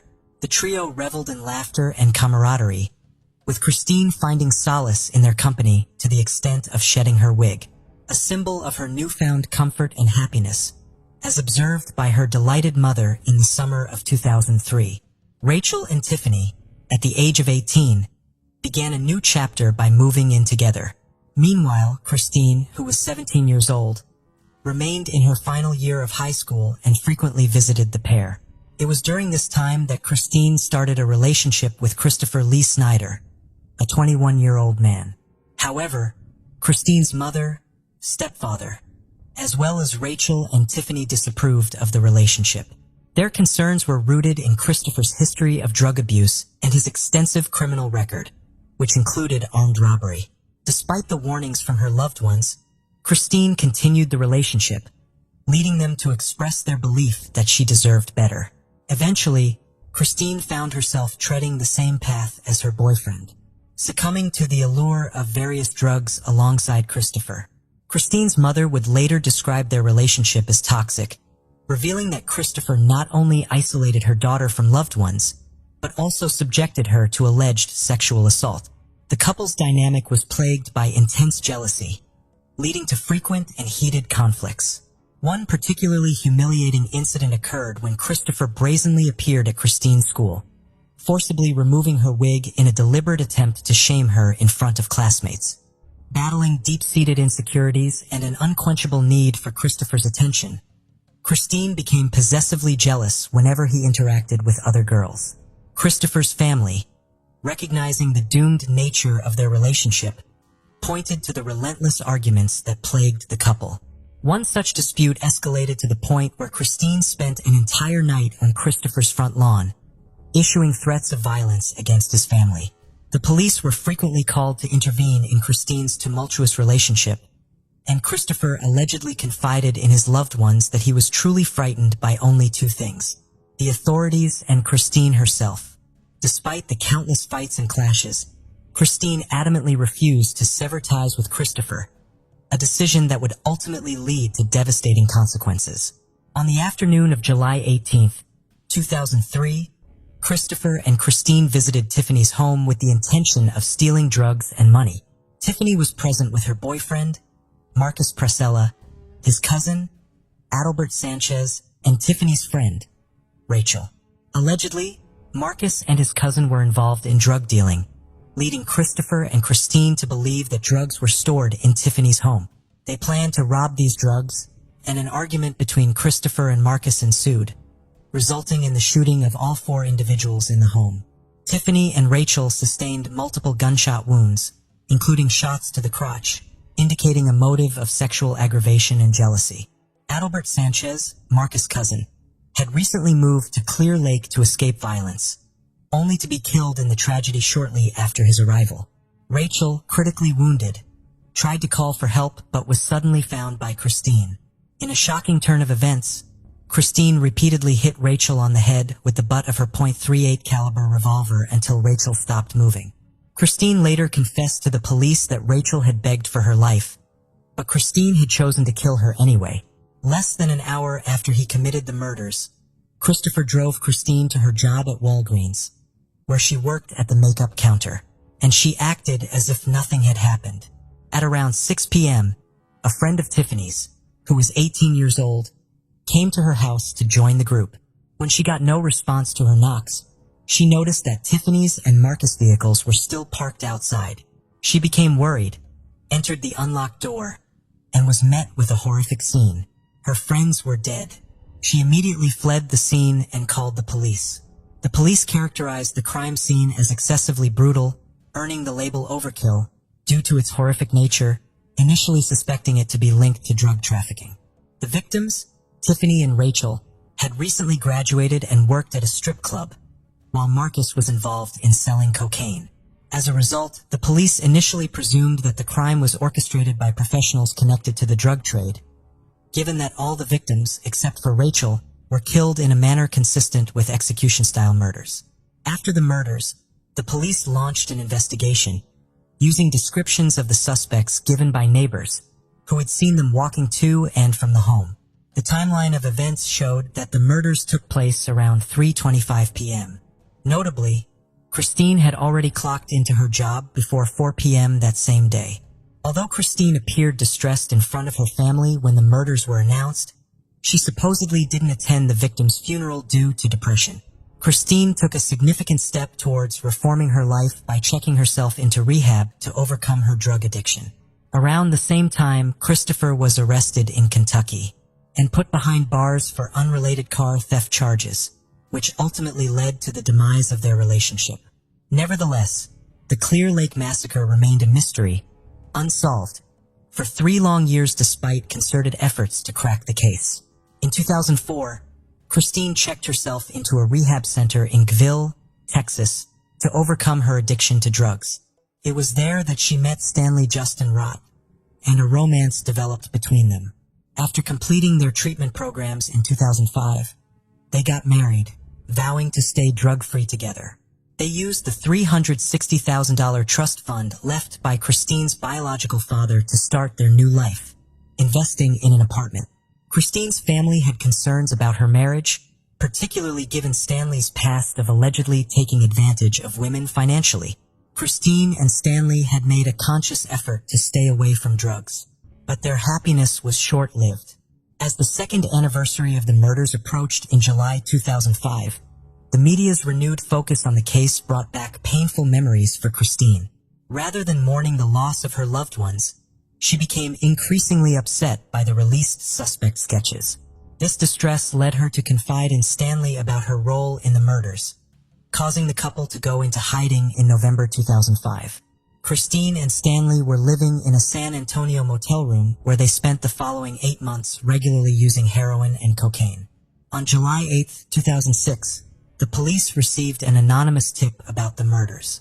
The informant claimed to have been in rehab with Christine and overheard her confessing her involvement in the crime to Stanley. Acting on this information, the police located Christine on July 19, 2006, and placed her under arrest. Stanley was also apprehended after the authorities discovered 70 vials of heroin in their room. While in custody, Stanley disclosed a startling revelation to the police. He alleged that Christine had confessed to him that after the shooting she encountered Rachel, who was still alive, and proceeded to kill her friend by beating her to death. Christine tried to shift the blame to her ex-boyfriend Christopher during her questioning by the detectives, saying he came up with the plan to rob her friends, which went wrong. She told the police that all she wanted was to get drugs and money and didn't mean to hurt anyone. According to Christine, a fight broke out between Christopher and one of the men there, and shots were fired. She claimed Christopher forced her to pull the trigger by putting his hand over hers. The story that was told about the event was proven to be false by the coroner's reports, which showed that 2 different guns were used. Additionally, Christine admitted to going back to the scene to make sure the victims were dead, and she described a disturbing encounter with her friend Rachel, whom she claimed to have hit multiple times with a gun while Rachel was trying to call for help. Despite possessing this knowledge, Christine's defense attorneys maintained that she had never wielded a firearm and harbored no intention of causing harm. Meanwhile, Christopher, the other perpetrator in the crime, was released from jail. However, upon police entering his residence, they discovered that he had vanished without a trace, even before law enforcement arrived. Reportedly, he had become aware of the warrant for his arrest and the impending capital charges against him. Christopher had apparently moved to South Carolina and started dating a woman he met online. After finding out about the arrest warrant, he allegedly brought back pills and soda from South Carolina. Sadly, his body was later found lifeless in a nearby wooded area, and medical examiners confirmed that the cause of death was an overdose of pills. Inside the safe, police found 2 guns that were later matched to the murders. Christine's husband, Stanley, told the authorities that she had admitted to being involved in the murders, and he agreed to testify against her. His testimony was later confirmed to be true. Christine has never expressed remorse for the killings, nor provided any motive. However, psychiatrist Gail Saltz theorizes that her actions stemmed from envy and jealousy toward her more popular friends. Christopher's sister, Brandy, concurs that jealousy was likely the driving force behind the murders, reflecting on Christine's demeanor and remarking, "I remember her being intensely jealous." There must have been some underlying jealousy between Christine and Rachel. Christine was found guilty of 4 counts of capital murder on October 13, 2008. Despite being a juvenile offender at the time of the crimes, she was spared the death penalty and received a life sentence in prison. Despite filing multiple appeals regarding her sentence, all have been rejected. Christine is currently serving her sentence at the Christina Melton Crane Unit in Gatesville, Texas, and is scheduled for parole eligibility in July 2046. At the age of 60, Christine's downward spiral had devastating consequences, resulting in the loss of innocent lives and leaving the community stunned and grief-stricken. As the community came to terms with the tragedy, they rallied together to pay their respects to those who were taken too soon, and to offer each other comfort and support in the face of unbearable sorrow. The tragic outcome of Christine's story serves as a poignant reminder of the urgent need to prioritize mental health awareness and to provide timely support and intervention to individuals grappling with trauma and mental health problems. Nottingham, England, 2008. 21-year-old Joanna Whitten returned to the flat she shared with her partner of 3 years, 20-year-old Matthew Pike. She entered and turned on the light to see blood covering the floor of the living room. As she walked into the dining room, she found the body of her partner on the floor. He had been stabbed a shocking amount of times, something that could only be considered overkill. On the side of his computer were 3 letters written in blood, seemingly by Matthew himself. Soon after this, Joanna received a message on Facebook which read, "I'm sorry for having caused so much trouble lately. I hope you won't lose all your hope. We will be there for you." She knew immediately who had done this, and a huge manhunt was now underway. One that would travel overseas all the way to Limburg, just outside Frankfurt in Germany. 20-year-old Matthew Pike lived on North Sherwood Street, just above a pub in the city center of Nottingham. He had moved over from Suffolk after dropping out of his physics course at university, but in May plans to re-enroll at Nottingham Trent and was keen to finish his studies. His mother said he was modest, witty, and easygoing, with a huge love of technology. He spent a lot of his time on his computer building websites and talking on forums. On the internet, he went by the name Shade, and his girlfriend Joanna was known as Jojo.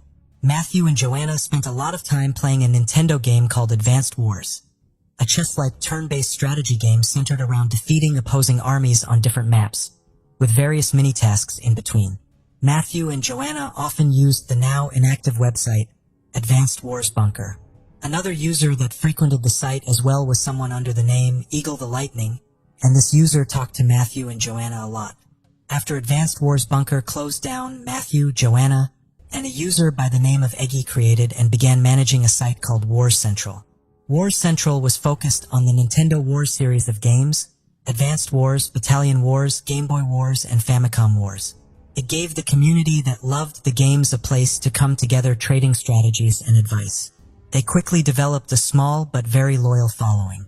Eagle the Lightning followed Matthew and Joanna over to Wars Central, spending up to 8 hours a day on the forum. Before long, it became clear that this user had other motives for spending so much time on there. They had developed a fixation with Joanna that was escalating by the day. The user told people they thought her ginger hair made her more intelligent, and along with her love of gaming and technology, they believed Joanna was their perfect match. Over the coming weeks and months, the contact between this user and Matthew and Joanna became a constant and very exhausting thing. This user was soon discovered to be a German man, 21-year-old David Heiss. Little was known about David to the other users, and he kept a lot of his life hidden and separate from his online world. What we do know is that he was the eldest of 2 children, and after his parents' divorce, he went to live with his grandparents. The relationship with his mother and father grew more and more strained, and they eventually stopped speaking almost altogether. He was described as very insular and introverted, with few friends, but he was an exceptional student, excelling in all his classes. He was desperate to attend university but was unable to afford it, and decided to join the military instead. Just 2 weeks after joining, he was discharged due to what the military described as not being mentally suitable. He started an apprenticeship at a textiles company, and when he wasn't doing that, he was guaranteed to be on Wars Central. He added Joanna on Facebook, totaling his number of friends to 15. The other 14 were all from different parts of the world, presumably being other people he had met online. He would spend a lot of time going through Joanna's profile and messaging her via any outlet he could, sometimes hundreds of times a day. He soon announced his love for her, and despite Matthew being very much in the picture, he only became more blatant with his feelings. He sent her a Facebook message that read, "I love you, Jojo, more than anything else in my life. I shouldn't, but I can't help it, and to be honest, it's a great feeling. You're my first thought when I wake up and the last one when I go to sleep." Joanna repeatedly ignored his messages and tried not to worry about it too much, thinking the obsession would soon wear off. After all, David was hundreds of miles away in a different country, and Joanna and Matthew were always very careful and private about their personal lives. Joanna said she never worried about anyone finding out where they lived, as it was not information they revealed or ever put out there on any platform. But in June of 2008, Matthew and Joanna went on a short holiday. To their shock, they arrived back at their flat to find David Heiss standing outside the front door waiting for them. Conveniently, he said he had no money with him and nowhere to stay. When they asked him how he found out where they'd lived, He claimed Joanna had once posted it on her Facebook page, something which Joanna couldn't ever remember or imagine doing. Understandably unnerved by this, Joanna started ringing around some local hostels to try and book him somewhere to stay. But when they had no luck, David insisted he just stay with them. He slept on the floor in their room in a sleeping bag. Joanna recalled not sleeping that night, as every time she looked over, he was wide awake and staring at her. David stayed with them for 3 days before Joanna convinced him to head off and meet some more of his online friends while he was in the UK. After 3 weeks of traveling around, he finally returned to Germany. Matthew, who had now reached his limits, contacted him and said, "I hate you for ever laying eyes on the girl I've dedicated my life to. I hate you for your desperation." Matthew then took to the War Central forum and put out a post called "The 19 Reasons Why I Hate David Heiss." David was humiliated and infuriated, and despite his attempts to change people's minds, other users began distancing themselves from him too. Just weeks later, David took his uncle's car to drive to the couple's home again. While he was traveling down the motorway, he collided with a truck. This was no deterrent, however, and as soon as he was deemed fit to leave the hospital, he headed over to the flat, just as he had planned. Enough was enough, and the couple sent him away. They knew they had to cut him off completely and blocked him from accessing the Ward Central forum. Many of the users cut off contact with him as well. Joanna emailed the troubling David urging him to seek help and go and talk to a therapist. David replied, "Joe, one day I will break my promise and come back to Nottingham and offer you a knife or something and tell you to kill me because I don't want to live without you." For the next 2 months, the shaken pair heard nothing from David Heiss. But in early September, Matthew received an email from him. It read, "There's something I would like to give to you. I'm not going to say what it is though. You will love it." On September 18th, 2008, David's obsession would take its darkest turn yet.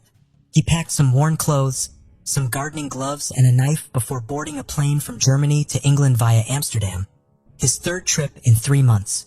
When he arrived, he stayed in the station for a while looking for a tram to get. When he realized they were no longer running, he proceeded to walk through the town at 1 a.m. When he reached North Sherwood Street, he got onto the roof of the couple's flat and slept behind an air conditioning unit all night. That same evening, Joanna and Matthew celebrated their 3-year anniversary. At 6:55 a.m., David watched Joanna leave for work before forcing his way into the flat. He launched a savage and prolonged attack on Matthew, stabbing him a total of 86 times. It was clear from the location of the blood that he had chased Matthew around the flat for a while, with Matthew stumbling into walls and doors as he had tried to escape. After this, he threw some clothes and belongings around the flats, presumably attempting to make it look like a burglary, before he fled the area, leaving Matthew for dead. In Matthew's final moments, he crawled over to his computer and wrote DAV, the first 3 letters of David's name, in his own blood on the side of the monitor. A truly heartbreaking thought. But Matthew's immense determination to identify David and tell people what had happened showcased his strength until the very end. He succumbed to his numerous injuries shortly thereafter. Before catching his 1:20 p.m. flight, David walked up and down the street, dumping things in different bins. When analyzing the CCTV, it was clear that David was struggling to walk, partly due to a cut on his leg that had happened during the fight, and partly because the shoes he was determined to be wearing in the clip weren't his. His own shoes were covered in blood, and without a spare pair, he had taken Matthew's, which were a few sizes too small. He also disposed of the knife, which was never found, before getting on a flight home, just 16 hours after landing in the United Kingdom. It appeared that David had wanted to make the murder look like Matthew had taken his own life. In an attempt to give himself an alibi, he asked his sister to log on to some sites under his Eagle the Lightning username. In his suitcase were 2 suicide notes, one for him, and one that was made to look like Matthew had written it. But for whatever reason, he didn't leave any notes at the scene. Police theorized that due to how bloody and violent the scene was simply no way that anyone would believe Matthew could have done that to himself. There was no other possible suspect, and police began corresponding with the authorities in Lindbergh to track down David Heiss. Joanna had given them a huge amount of information, including the car crash he was in while driving to their home. As the authorities had been involved in this, His address was soon located. He was arrested 4 days later and stayed in custody awaiting extradition to the United Kingdom. In a final, callous act of desperation, he wrote a letter to Joanna from prison, telling her he hoped they could be together when everything was over. David quickly admitted to killing Matthew, claiming self-defense, but police had numerous amounts of evidence that pointed to it being very much a premeditated killing. A search of his house showed the suitcase that he was seen traveling with, and inside it was the pair of bloody gardening gloves he had worn that day. During David's trial, he stuck to his story. Matthew was the aggressor, and David had stabbed him to defend himself. He said that he had traveled to England to confront Matthew and Joanna after they had started abusing him online. He said that he wanted to scare Matthew in the hopes that it would stop what he referred to as constant hostilities. He charged at me. I was trying to push his arms away so they wouldn't make contact with me. He lost the knife when it fell to the floor near the table. He tried to crawl towards it, but I tried to prevent it by sitting on him. After a few seconds, I got hold of it. He started kicking me in the back and he was looking at me angrily. I was lucky that I was still alive. I don't know if it was adrenaline, but I managed to get my arm away and then I stabbed him. The prosecution said this was totally convoluted and the placement of blood at the scene, as well as the fact that apart from the small cut, David had no injuries, told a very clear and different story. Mr. Justice Keith told David, "The fact your motive for the murder was so bizarre doesn't make your killing of Matthew any less serious. The tragedy is that you are unable to cope with rejection." In May 2009, David Heiss was found guilty of the murder of Matthew Pike and was given a life sentence with the minimum term of 18 years that he must serve before he can be considered for parole. None of David Heiss's family were present for the trial. Matthew's family issued a statement. "We will never truly come to terms with what happened to Matthew that morning. While we have wanted justice throughout the course of this trial, all we really want is Matthew back with us. There will always be a massive part of our family missing, and not a day goes by without us thinking about Matthew and what might have been. It's not fair that we should all have to live like this for the rest of our lives because of one man's actions. He has taken a wonderful, caring, loving young man from all of us. We hope this verdict will give us some kind of closure so that we can try and move on with our lives. But that is easier said than done." Joanna and Eggy continued running Wars Central for a while, where they made a tribute page for Matthew, which was always flooded with people sharing their memories and love for him. They went on to create Wars Wiki, the encyclopedia for all Nintendo Wars games. It was made as a dedication and a tribute to Matthew Pike. The case of Paige Bergfeld. The discovery of Paige Bergfeld's car marked the beginning of a perplexing and mysterious story that unfolded on the first Sunday of July 2007. On that day, a red Ford Focus belonging to the missing Paige was discovered. However, the location where the car was found and its condition raised significant questions and suspicions. The vehicle was situated in a remote area Paige rarely visited. Moreover, was completely engulfed in flames, suggesting that something alarming and unusual had occurred. The county district attorney scrutinized the case closely. His preliminary findings indicated the fire surrounding the car was intentional. This conclusion was corroborated by the fact that nothing else had burned in the vicinity. The strange incident involving Paige Bergfeld's car turned out to be just the beginning of an even more intricate story. June 28, 2007. Is a date forever etched in the memories of Paige's family and friends. On that ordinary day, Paige left her 3 children with a friend, Carol Lindholm, early in the morning. Everything seemed normal. No one anticipated trouble or imagined what was soon to transpire. Paige, a responsible mother, always called or came to pick up her children on time. However, when Paige did not return to pick up her children, friends and relatives tried contacting her, but received no response. 8-year-old Jazz, her eldest child, took initiative in searching for his missing mother. After sending several messages to her phone without any reply, Jazz insisted on searching with Carol. They went to the police station, where Jazz reported his mom hadn't returned for him. The community was shocked by her mysterious disappearance, and many were eager to assist in her search. Consequently, a massive public search operation commenced to bring this young woman back to her children and loved ones. That same day, Frank Bergfeld, Paige's father, received a call from an official with the sheriff's department. The message was brief and shocking. His daughter had disappeared. Frank quickly realized something serious was amiss. He attempted to contact Paige, but there was no response. Left with no other option, Frank called his eldest son, Craig, who lived on the opposite side of the country.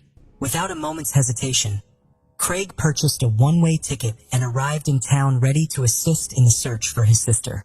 Family and friends combined efforts with police and volunteers to initiate a massive search operation. People from various neighborhoods gathered to look for Paige, meticulously combing the surrounding areas and checking every possible corner, where any trace of her could be found. The police began by examining Paige's history with her loved ones to determine if they had any involvement in her disappearance. Naturally, authorities directed their attention to Paige's relationship with her first husband, Howard Bigler. Paige and Howard's relationship traced back to her high school years. After graduating from high school, Paige enrolled in the nursing program at the University of Florida, where she met a young man named Howard Bigler. Their mutual affection led them to start dating.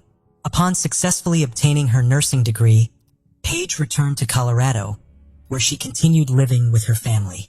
In 1995, after some time passed, she married Howard Bigler.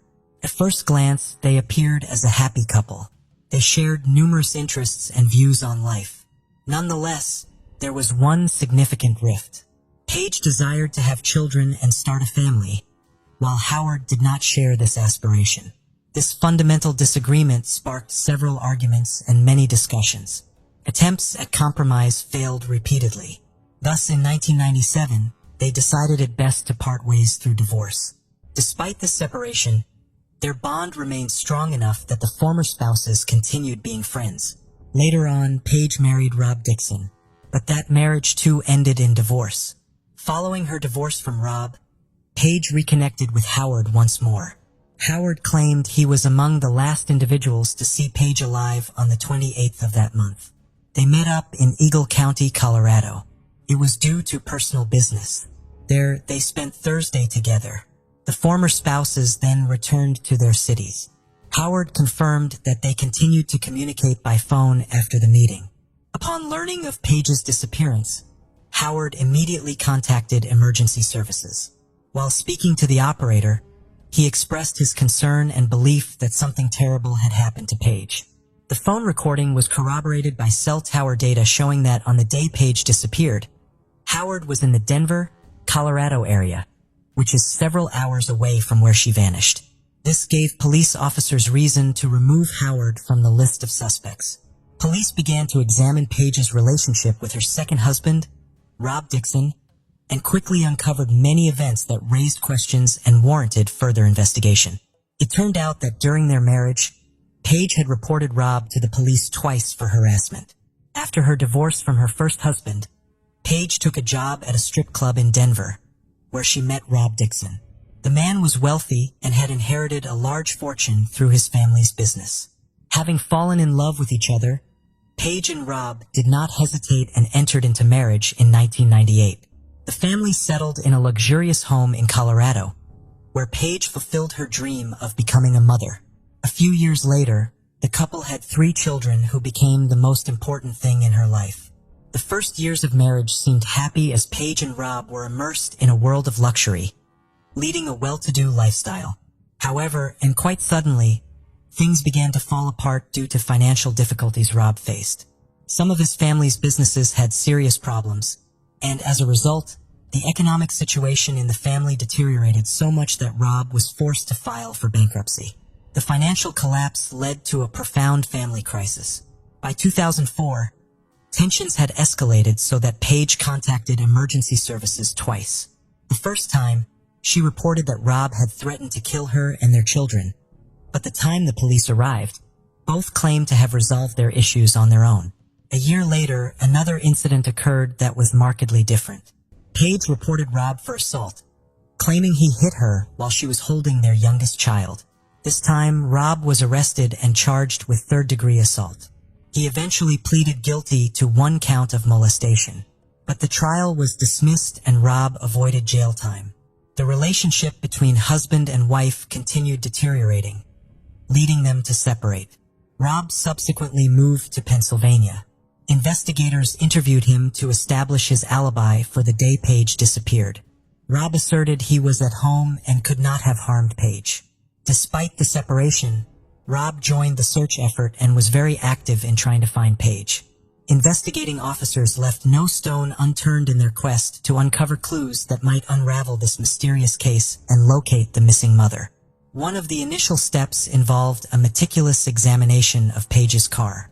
Since arson is often used to destroy potential evidence, experts thoroughly inspected the vehicle and discovered valuable information. For instance, the driver's seat had been pushed back as far as it would go, suggesting that a tall man had driven it last. Given Paige's shorter stature, she couldn't have reached the pedals from that position. In addition, they found Paige's notebook in the trunk of the car, with several pages torn out, covering June 26th through June 29th. A few days after a burning car was discovered, a driver stopped on a highway southeast of town due to tire problems. A nearby checkbook caught his eye. He promptly reported it to the authorities. As they investigated that section of the road, they also found medical records, insurance cards, and other items belonging to Paige.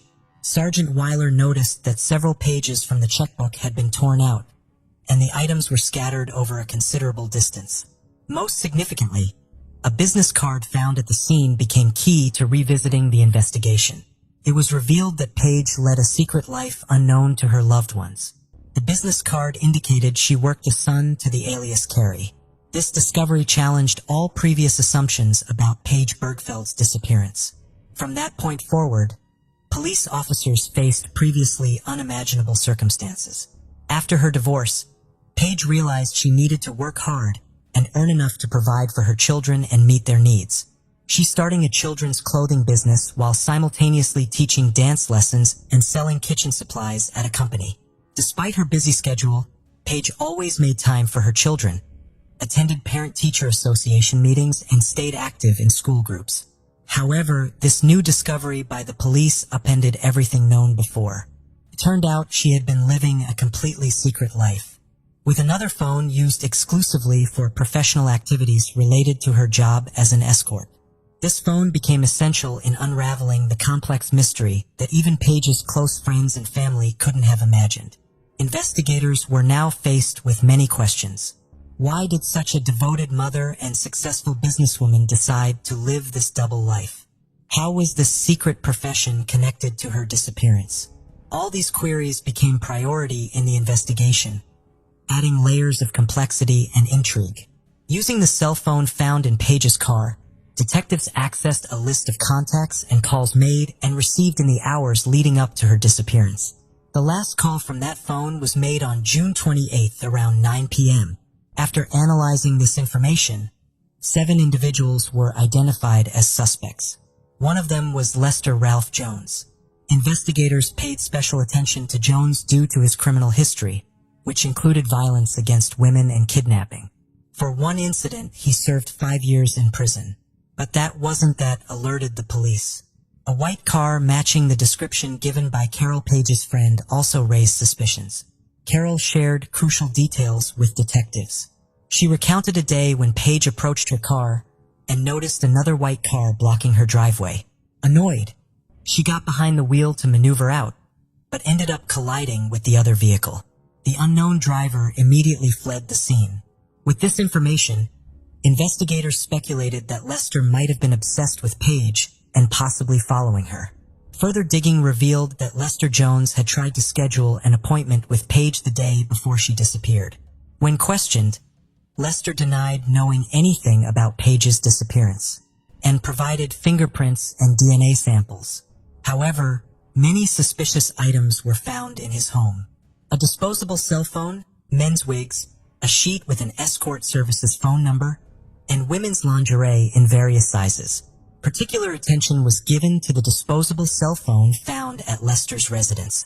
Analysis of call records from Paige's cell phone indicated that on the day she went missing, someone tried contacting her multiple times from an unregistered number. When questioned further, Lester claimed he didn't own a second cell phone, indicating he lied to police. Police determined that the phone had been purchased at a supermarket on North Avenue. Store video footage confirmed Lester was indeed the purchaser of that disposable cell phone. When he was shown the video footage, he refused to acknowledge that was him. As a result of all this, Lester Jones became the prime suspect in Page's disappearance. With no concrete evidence pointing to his guilt, the police to follow him and attempted to find Page's body in order to have enough evidence to press charges. The case was put on hold for several years. Meanwhile, the young woman's family and loved ones were at a loss for grief. No one knew what had happened to the young mother, and the search seemed hopeless. As time went on, the hope that Page would be found alive was dwindling. That all changed in 2012, when a hiker accidentally stumbled upon human remains in a ravine among rocks and bushes in Delta County. The find was discovered very close to the road, where Page's personal belongings had been found 5 years earlier. Experts who arrived on the scene were almost certain that it was the body of the young mother. The experts ran a DNA test, and the results confirmed that it was Page. She was found, but it was a grisly end to her story. The exact cause of death could not be determined due to the condition of the body. However, it was found that Page had been struck many times as several of her bones were broken, particularly the bones in her face. As a result, it was determined that she died from injuries sustained during the beating. This information added to the horrific drama of the story. Page's body was underground, and due to years of soil erosion ended up on the surface. This may explain why she was not discovered earlier. Lester Ralph Jones' case came to a halt for several years after Page's remains were discovered. In November 2014, he was charged with kidnapping, first-degree murder, and second-degree murder. However, the trial didn't begin until July 2016 and lasted 22 days. Prosecutors argued that Lester, who already had a history of violence against women, was frustrated at not being able to see Page after trying to get an appointment with her. The main witness for the prosecution was Lester's ex-wife Lisa. She recounted how he kidnapped and threatened to kill her at gunpoint in the late 1990s. Lisa Lester found it difficult to come to terms with her decision to end the relationship on multiple occasions. Once, he attacked the couple gun in hand. Tragically, Lisa's partner was shot in the head. A month later, Lester threatened her again, telling her she might end up at the bottom of a lake. Fortunately, Lisa managed to escape and contacted the police. This led to Lester's arrest on charges of kidnapping and assault. Lester's defense attorneys contended that the police had detained an innocent man. They suggested that other clients of Page could have had motives for the crime. However, they did not present convincing evidence linking others to the murder. Lester's current spouse also testified before the jury. Despite knowing he used an escort service, she did not abandon him because of her faith. Nonetheless, she didn't provide him an alibi and even identified him from a surveillance video at a supermarket where he bought a disposable phone on September 9, 2016. The jury couldn't reach a unanimous verdict in the first trial, leading it to be declared a mistrial. However, the district attorney was firm in believing Lester's guilt and didn't give up. Over several days, he diligently re-examined all evidence. On November 21, 2016, after thoroughly reviewing all of it, the jury reached a verdict. Lester was found guilty of all charges related to Page's death. The judge sentenced him to life in prison without parole. Although the defense appealed this sentence, an appeals court panel upheld it in June 2022 and confirmed Lester's guilt. Page's final farewell took place on April 28, 2012. Her obituary described her as a beautiful and radiant woman whose smile could be compared to the sun. Her tragic loss deeply affected her family and friends. Her 3 children were orphaned and lost their main support and encouragement. Page's case drew public attention and lasted many years. Nevertheless, law enforcement and relatives persevered tirelessly until justice was finally served. Lester Ralph Jones was found guilty and sentenced to life in prison without parole. Now he won't be able to harm anyone else. Page's story underscores why it's vital to fight for justice, regardless of how long it takes or how much effort is required. Her memory will forever linger in the hearts of those who knew and loved her. This case takes us to North Webster, Indiana. In 1975, the the little town of North Webster was known to be quiet, peaceful, and safe. It was a place where residents often kept their doors unlocked. Back then, parents would often give their children the freedom to go ride bikes up and down the traffic-free streets. North Webster was a community where everyone knew each other, and people spent hours hanging out on their front porches. But when Laurel Mitchell was murdered, the news of her death sent shockwaves throughout the small town, and residents were faced with the unsettling possibility that the killer could be someone they knew. The small lake community of North Webster had never before seen a crime like the 1975 murder of Laurel Jean Mitchell. Even today, with the case solved, the community still remembers the case. Laurel Jean Mitchell was born on the 24th of May, 1958 to Richard Dick Mitchell and Wilma Mae Mitchell in Whitley County, Indiana. At the time of Laurel's murder, Dick Mitchell was a well-known public figure in North Webster. He was a U.S. Marine Corps veteran. On the other hand, Laurel's mother, Wilma Mitchell, operated the North Webster Food Pantry at Augsburgers for several years. Apart from Laurel, Dick and Wilmer had two more children named Bruce and Sarah, who were 18 and 12 respectively. Laurel and her siblings had a tight-knit bond despite the occasional siblings' rivalry. Laurel grew up to become a loved personality in North Webster. Her friendly nature and heartwarming smile won over the hearts of everyone she met. She often went out of her way to make other people around her happy and feel loved. Laurel had many talents, in which one of them was her love for singing. This made her join the local church choir. Her love for music did not stop there. She was a good dancer who brushed up her skills by taking dance lessons at a local studio. She found a sense of accomplishment in singing and dancing. By the age of 17, Laurel Mitchell was set to begin her senior year in Wawasee High School.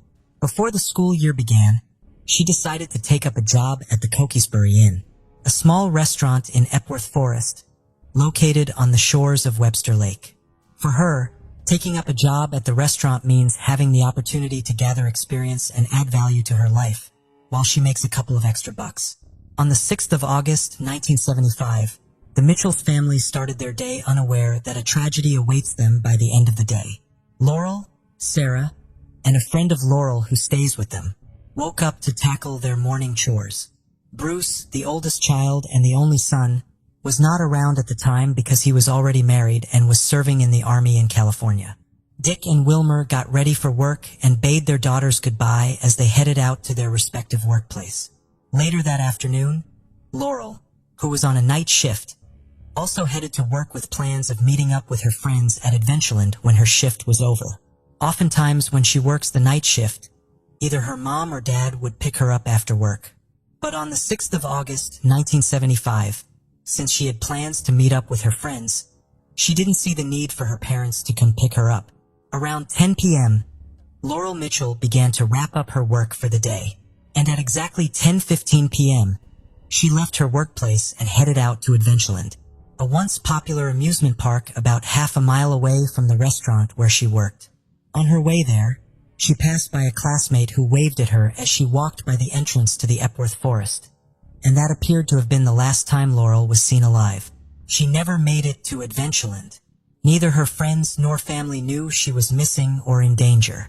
Her parents believed she was with her friends at Adventureland, when in reality, her friends for some reason had changed location and gone to the county fair that evening.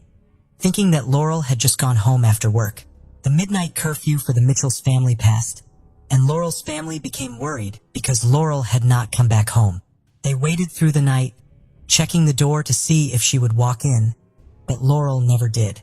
In the early hours of August 7th, 1975, at exactly 4:16 a.m., Dick and Wilma Mitchell called the police to report their daughter missing. Neighbors, friends, and the police started out for a search, but Laurel couldn't be found in all the areas they looked for her.